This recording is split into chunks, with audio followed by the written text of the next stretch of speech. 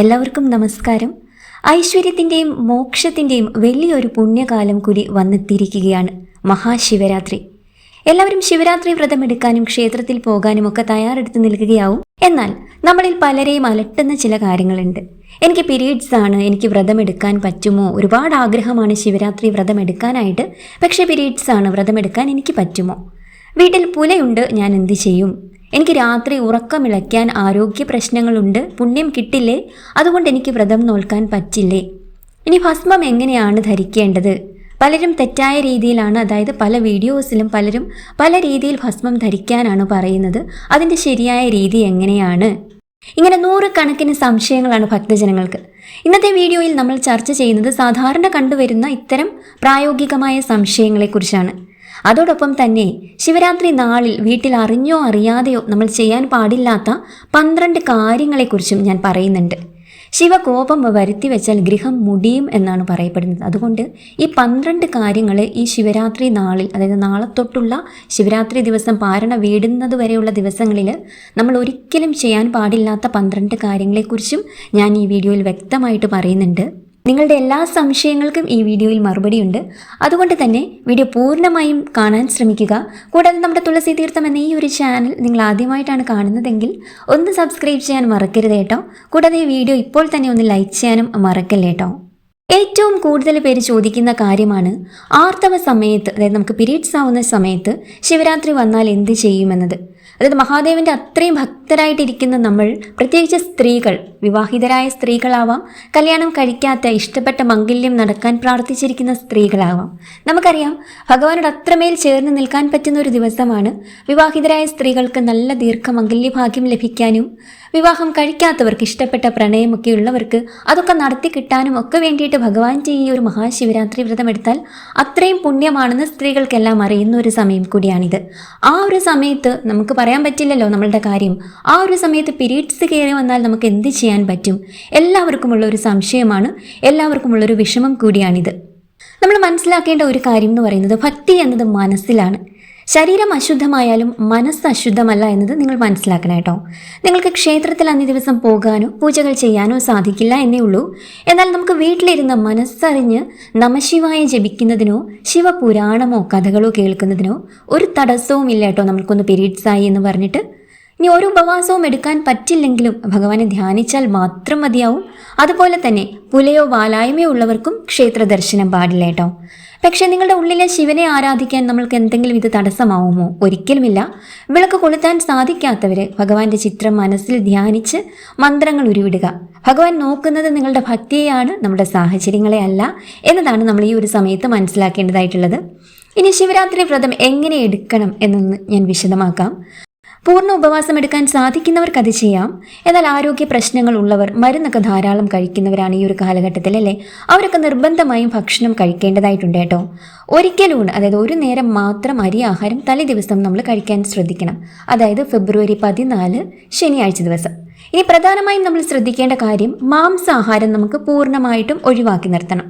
വ്രതം എടുക്കുന്നവർ മാത്രമല്ല, വീട്ടിലെ മറ്റുള്ളവരും അന്ന് സസ്യാഹാരം ശീലിക്കുന്നത് ഐശ്വര്യമാണ്. ഈ ചില സ്ത്രീകൾ മാത്രമാവും ശിവരാത്രി വ്രതം നമ്മുടെ വീട്ടിൽ നോൽക്കുന്നത്. അന്നേ ദിവസം മത്സ്യ മാംസാദികൾ വീട്ടിലെല്ലാവരും തന്നെ പൂർണ്ണമായും ഉപേക്ഷിക്കുകയാണെങ്കിൽ ഏറ്റവും നല്ലതാണ്. അത്രയും ഐശ്വര്യമാണ് നമ്മുടെ ജീവിതത്തിൽ, നമ്മുടെ കുടുംബത്തോട് ചേർന്ന് വരാൻ പോകുന്നത്. ഇനി ഭക്ഷണം പാഴാക്കാതിരിക്കാനും ശ്രദ്ധിക്കണം കേട്ടോ. അന്നദാന പ്രഭുവായ ശിവന്റെ നാളിൽ ഒരു തരി ആഹാരം പോലും നമ്മൾ വേസ്റ്റ് ആക്കാൻ പാടില്ല. അതായത് ആവശ്യമുള്ളത് മാത്രം പാകം ചെയ്താൽ മതിയാവും. തലേ ദിവസമാണെങ്കിലും വ്രതമായതുകൊണ്ട് തലേ ദിവസത്തെ ഭക്ഷണമൊന്നും നമ്മൾ ശിവരാത്രി ദിവസം കഴിക്കുകയില്ലല്ലോ. പൂർണ്ണ ഉപവാസം എടുക്കാത്തവർക്ക് എന്തെങ്കിലുമൊക്കെ കഴിക്കാമെന്ന് പറഞ്ഞല്ലോ. അപ്പോൾ തലേ ദിവസത്തെ ഭക്ഷണം നമ്മൾ പിറ്റേ ദിവസം കഴിക്കാതിരിക്കാൻ നമുക്ക് എന്താ ചെയ്യാൻ പറ്റുക? ആവശ്യത്തിന് മാത്രം മിതമായ, നമുക്ക് ആവശ്യമുള്ള അത്രയും ഭക്ഷണം മാത്രം നമ്മൾ ഉണ്ടാക്കിയാൽ മതിയാവും. ഭക്ഷണം ഒട്ടും പാഴാക്കാൻ പാടില്ല കേട്ടോ. അത് ശിവകോപം വരുത്തി വെക്കുന്നതാണ്. ഇനി ഉറക്കമൊഴിക്കലിനെ കുറിച്ചിട്ട് പ്രധാന ഒരു സംശയമുണ്ട് എല്ലാവർക്കും.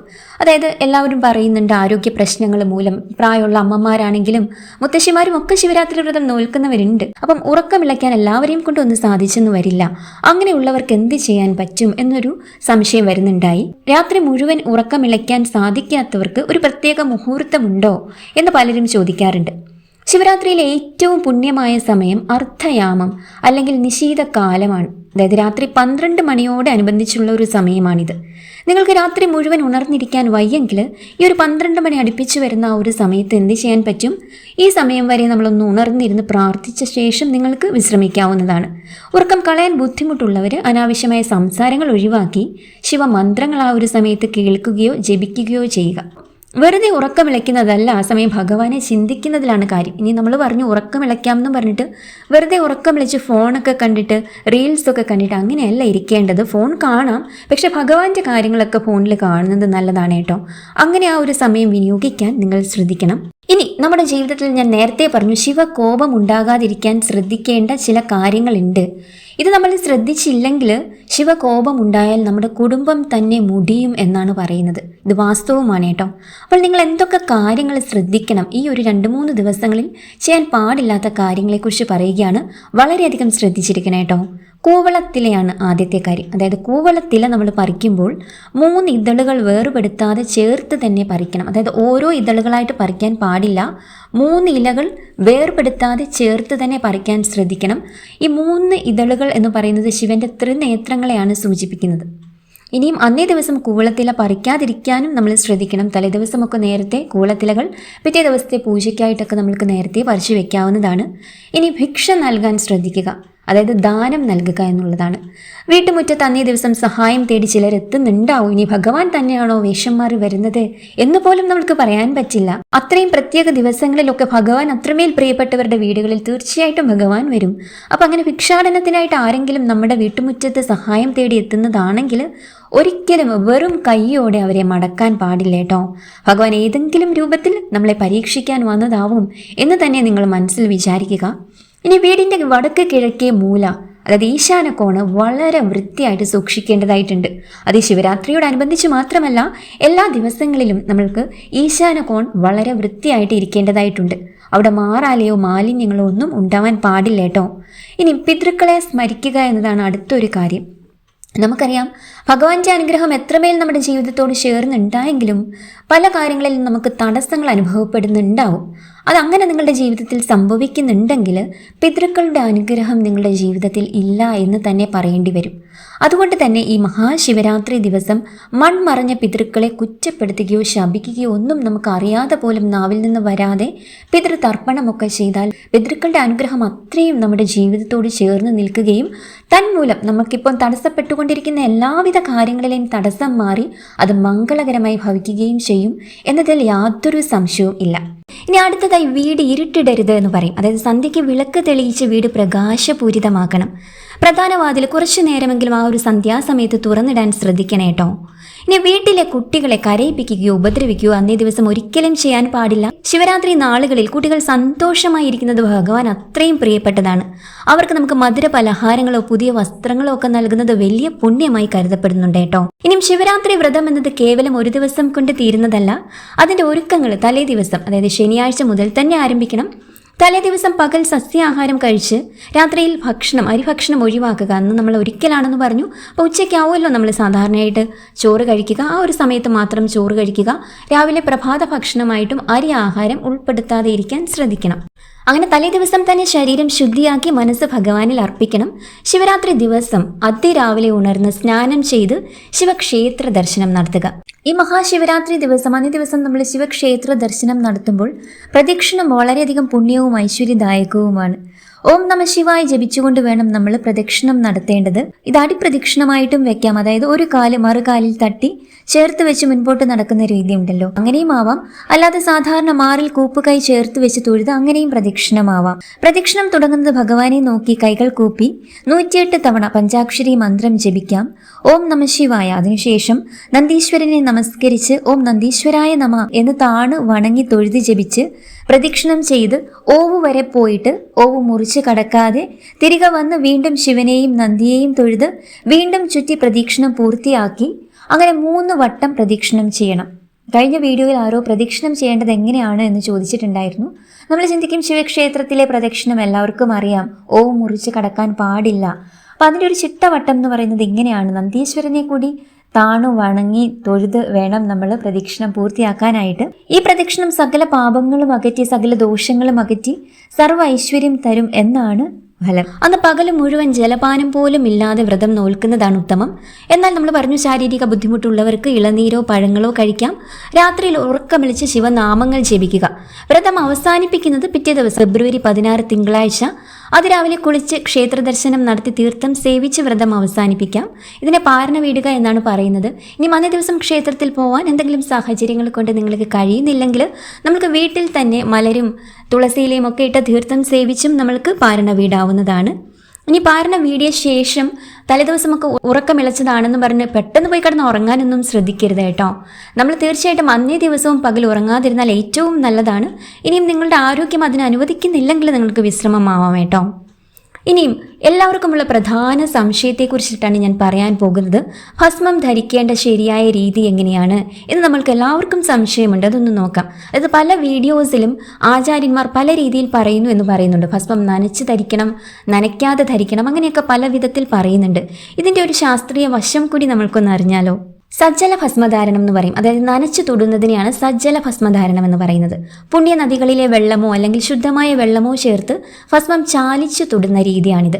മിക്ക ആചാര്യന്മാരും വിശേഷ ദിവസങ്ങളിൽ, പ്രത്യേകിച്ച് ശിവരാത്രി പോലെ ഭഗവാന്റെ സാന്നിധ്യമുള്ള നാളുകളിൽ നനച്ചു തൊടാനാണ് നമ്മളോട് ഉപദേശിക്കുന്നത്. ഇത് ശരീരത്തിന് തണുപ്പും ഏകാഗ്രതയും നൽകുകയും കൂടി ചെയ്യും. ഇനി മറ്റൊന്നാണ് നിർജ്ജല ഭസ്മധാരണം. അതായത് നമ്മൾ സാധാരണ ഉണങ്ങിയ ഭസ്മം തൊടുന്നത്. വെള്ളം ചേർക്കാതെ ഭസ്മം നേരിട്ട് തൊടുന്ന രീതിയാണിത്. ഇത് സാധാരണ ദിവസങ്ങളിലൊക്കെ നമ്മൾക്ക് ചെയ്യാവുന്നതാണ്. ഇനി പ്രത്യേകം ശ്രദ്ധിക്കാനുള്ള ഒരു കാര്യമുണ്ട്. സ്ത്രീകൾ എങ്ങനെയാണ് ഭസ്മം തൊടേണ്ടത്? സ്ത്രീകൾ ഭസ്മം നനച്ചു തൊടണോ എന്ന കാര്യത്തിൽ പലയിടത്തും വ്യത്യസ്ത അഭിപ്രായങ്ങളുണ്ട് കേട്ടോ. മിക്കവാറും സ്ത്രീകൾ ഉണങ്ങിയ ഭസ്മം കൊണ്ട് കുറി തൊടുകയാണ് പതിവ്. എന്നാൽ വ്രതം നോൽക്കുന്നവർക്കും ക്ഷേത്രങ്ങളിൽ പോകുന്നവർക്കും ആചാര്യന്മാരുടെ നിർദ്ദേശപ്രകാരം നമുക്ക് ഈ ശിവരാത്രി ദിവസം നനച്ചു തൊടുന്നതിലും തെറ്റില്ല കേട്ടോ. ഇനി ഭസ്മം ഒരിക്കലും വിരൽ കൊണ്ട് കുത്തനെ തൊടാൻ പാടില്ല. നമ്മൾ ചന്ദനമൊക്കെ തൊടുന്നത് പോലെ വിരലിൻ്റെ അറ്റത്ത് ഇങ്ങനെ എടുത്തിട്ട് കുത്തനെ നമ്മൾ ഒരിക്കലും ഭസ്മം തൊടാൻ പാടില്ല. ഇത് നിങ്ങൾ വളരെയധികം ശ്രദ്ധിക്കണം. വലത് കൈയിലെ നടുവിരൽ, മോതിരവിരൽ, ചൂണ്ടുവിരൽ എന്നിവ ഉപയോഗിച്ച് നെറ്റിയിൽ ഇടത്ത് നിന്ന് വലത്തോട്ട് 3 വരകളായിട്ടാണ് പുരുഷന്മാർ ഭസ്മം ധരിക്കേണ്ടത്. അതുകൊണ്ട് നിങ്ങളുടെ കുടുംബത്തിൽ അല്ലെങ്കിൽ നാട്ടിൽ നിലനിൽക്കുന്ന ആചാര്യം അനുസരിച്ച് നിങ്ങൾക്ക് ഭസ്മം ധരിക്കാം കേട്ടോ. ഭസ്മം എങ്ങനെ ധരിക്കുന്നു എന്നതിനേക്കാൾ അത് ധരിക്കുമ്പോൾ നമ്മൾ ചൊല്ലുന്ന നമശിവായ മന്ത്രത്തിനാണ് പ്രാധാന്യം. ഇനി ഞാൻ പറഞ്ഞു 3 വിരലുകൾ ഉപയോഗിച്ച് പുരുഷന്മാർ തൊടുന്നത് ആ ഒരു പ്രകാരമാണെന്ന് പറഞ്ഞു. പക്ഷേ സ്ത്രീകൾ ഒരിക്കലും ഇങ്ങനെ 3 വരകളായിട്ട് തൊടേണ്ട. സ്ത്രീകൾ ഒരു പൊട്ട് പോലെ, നമ്മളൊരു ബിന്ദു പോലെ തൊടുന്നതാണ് ഭസ്മം ഏറ്റവും നല്ലത് എന്നാണ് ആചാര്യന്മാർ പറയുന്നത് കേട്ടോ.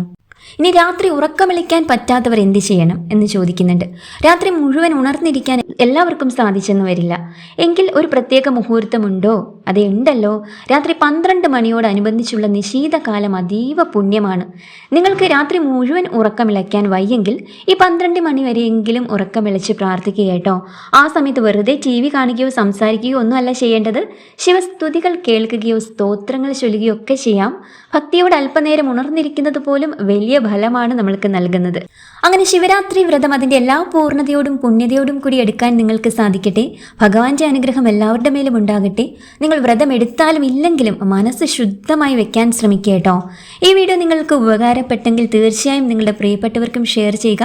നിങ്ങളുടെ സംശയങ്ങൾ താഴെ കമൻറ്റ് ചെയ്യാൻ മറക്കരുത് കേട്ടോ. ഇനിയും സംശയങ്ങൾ ഉണ്ടെങ്കിൽ എല്ലാവർക്കും ഒരിക്കൽ കൂടി മഹാശിവരാത്രി ആശംസകൾ. കമൻറ്റ് ബോക്സിൽ ഓം നമഃശിവായ എന്ന് രേഖപ്പെടുത്തി അത്രയും അനുഗ്രഹം ഭഗവാന്റെ ചേർത്ത് പിടിക്കാനും ശ്രദ്ധിക്കുക.